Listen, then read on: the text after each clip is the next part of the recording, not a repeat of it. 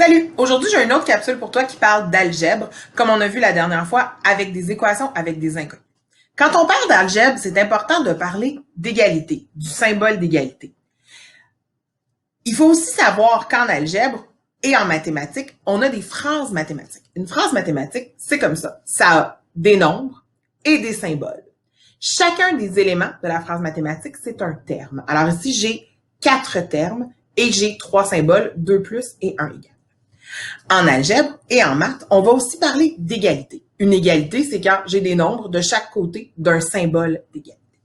Et comme on a vu la dernière fois, il y a aussi des équations en algèbre. Alors, une phrase mathématique, 1 égale, une inconnue. Aujourd'hui, on va parler de quelque chose de différent. On va parler d'égalité. Alors oui, une égalité, comme ça, avec des nombres de chaque côté, qui a une relation entre les deux. Mais on va parler d'égalité vraie et d'égalité fausse. Parce qu'en algèbre, des fois, on doit déterminer, est-ce que mon égalité, est-ce qu'elle est vraie, est-ce qu'elle est bonne, ou est-ce qu'elle est fausse, est-ce qu'elle n'est pas correcte? Alors, dans la capsule d'aujourd'hui, tu vas voir plusieurs façons différentes de trouver si c'est une égalité vraie ou si c'est une égalité fausse. La première stratégie que je veux te montrer pour trouver si une égalité est vraie ou fausse est celle-ci, c'est-à-dire l'utilisation de la balance numérique. Alors, c'est une balance, tu vois ici, qui me détermine est-ce que c'est égal. Présentement, c'est égal. De chaque côté, sur chaque bras de la balance, j'ai exactement la même quantité. Et là, je vais représenter mon équation. L'équation que je vais faire présentement pour vérifier est-ce qu'elle est vraie ou elle est fausse, c'est 2 plus 5 est égal à 3 plus 4. Alors, je vais utiliser les morceaux comme ça ici que je vais mettre de chaque côté du égal pour représenter mon équation. Alors, je vais faire d'un côté du égal 2, donc je vais mettre 2. Alors, on voit ici clairement que c'est pas égal, plus 5. Alors, je vais prendre une autre tige que je vais aller mettre sur le 5, parce que j'ai 2 plus 5. Oh, c'est pas du tout égal. Ensuite, je vais aller devoir de l'autre côté du égal. Je vais faire 3. Oh, on voit, on se rapproche un peu. Plus 4. Alors, je vais voir ici. Est-ce que je sens, oh, c'est égal. Les deux bras de ma balance sont au même endroit. Donc, je sais que 2 plus 5 est égal à 3 plus 4 est une égalité vraie. Si je veux, je vais vérifier une autre équation maintenant. Alors, je vais faire 3 plus 4 plus 2 est égal à 5 plus 6. Je vais voir si ça fonctionne. Alors, je vais faire pareil comme tout à l'heure. 3 plus 4 plus 2, alors je vois c'est vraiment pas égal, est égal à 5 plus 6. Alors, oups, ma balance n'est pas égale. Alors, c'est pas égal, c'est plus bas de ce côté-ci. Donc, cette égalité est une égalité fausse. En utilisant les tiges et les bras de la balance, je peux déterminer si c'est une égalité vraie ou une égalité fausse. C'est une des stratégies que tu peux utiliser pour trouver si c'est une égalité vraie ou une égalité fausse. Une autre stratégie que tu peux utiliser pour trouver si une égalité est vraie ou fausse, c'est les cadres à 10 cases. Moi, je vais l'utiliser comme ça, puis je vais comparer mes cadres à 10 cases, voir si j'ai la même chose de chaque côté. Alors, je vais essayer de trouver si 4 plus 3 est égal à 8 plus 1. Alors, je vais utiliser un côté du égal avec un cadre à 10 cases. Alors, je vais mettre 4 jetons dans mon cadre à 10 cases. 4 plus 3. Alors, 1, 2, 3. Alors, j'ai ici dans mon cadre à 10 cases. Et là, je vais aller faire de l'autre côté 8.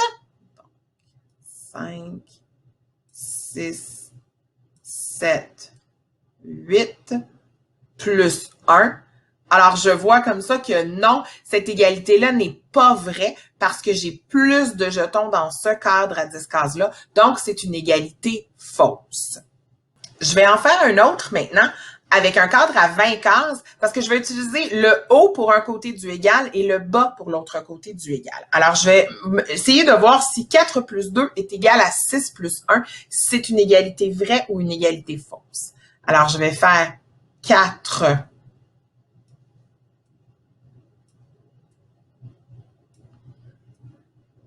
plus 2. Est-ce que c'est égal à 6 plus 1? Et je peux voir que non, ce n'est pas une égalité vraie, c'est une égalité fausse parce que je n'ai pas le même nombre de jetons dans mon cadre à 10 cases. Alors moi, j'ai utilisé un cadre à 10 cases à l'ordinateur. Toi, tu peux utiliser aussi ou tu peux imprimer ou faire un cadre à 10 cases ou un cadre à 20 cases en utilisant des jetons qui va te permettre de trouver la réponse et de déterminer si c'est une égalité vraie ou une égalité fausse. Je peux aussi déterminer si une égalité est vraie ou fausse en utilisant un tapis d'égalité. Alors moi, j'ai un tapis d'égalité ici comme ça que j'ai imprimé. J'aurais aussi juste pu me faire un signe d'égal comme ça puis le mettre sur mon bureau puis utiliser. Alors moi, je vais utiliser mon signe d'égalité et des attaches à pain pour déterminer si mon égalité est vraie ou fausse. Alors, je vais voir. Alors, est-ce que 2 plus 3 plus 4 c'est égal à 6, 5, 6, plus 1, plus 2. Alors là, j'ai des attaches à pain d'un côté et de l'autre, et il me reste à voir s'il y en a la même quantité. Alors ici, j'ai 1, 2, 3, 4, 5, 6, 7, 8, 9 attaches à pain. Et ici, j'ai 1, 2, 3, 4, 5, 6, 7, 8, 9 attaches à pain aussi. Donc, je sais que c'est une égalité qui est vraie parce que j'ai la même quantité d'attaches à pain de chaque côté. Alors maintenant, je vais faire un autre exemple. Donc, je vais enlever ce que j'ai ici, puis je vais faire un autre exemple. Puis je vais essayer de trouver. Est-ce que 4 plus 3, est-ce que c'est égal à 8? Alors, est-ce que c'est une égalité vraie ou fausse? Donc, je vais mettre 8 attaches de ce côté-là. 3, 4, 5, 6, 7, 8. Alors, ici, j'en ai 8 et ici, j'en ai 1, 2, 3, 4, 5, 6, 7. Alors, je sais que ce n'est pas égal. Donc, c'est une égalité qui est fausse. Alors maintenant, je vais te faire un autre exemple en utilisant du matériel de manipulation, mais pas avec un tapis d'égalité. Je vais comparer en les alignant. Tu vas voir. Alors, je vais faire 3 plus 1. Alors, je veux savoir si 3 plus 1 est égal ou pas à 2 plus 2. Alors, j'ai 3 plus 1 et là, 2 plus 2. Puis regarde, je vais les mettre juste de l'autre côté. Comme ça, on va pouvoir aligner. Alors, je vais en mettre 2 et ensuite, je vais en mettre 2 autres. Et je vais en mettre 2 autres. Et comme ça, on peut voir que oui, 3 plus 1 est égal à 2 plus 2. C'est donc une égalité vraie. Maintenant, je vais en faire un autre pour vérifier en utilisant la même stratégie avec les bouchons. Donc, je vais faire 4 plus 3. Est-ce que c'est vrai ou faux que c'est égal à 3 plus 1 plus 2? Alors, 4 plus 3, 1, 2, 3. Est-ce que c'est égal à 3 plus 1 plus 2? Donc, 1, 2, 3, plus 1, plus 2.